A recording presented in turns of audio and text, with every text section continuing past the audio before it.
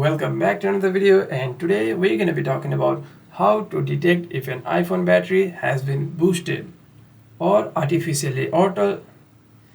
Welcome back to another video, and today we're going to be learning how to detect if an iPhone battery has been boosted, which means artificially altered to show higher battery health. First, go to your settings. After that, go to battery, click on battery health, and here you'll see your battery's informations.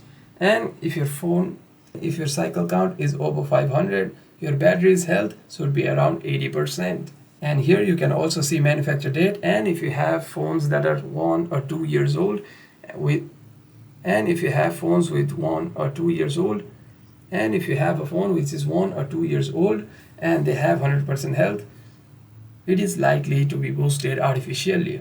Hope this video was helpful, and if you have any further questions, make sure to leave a comment down below.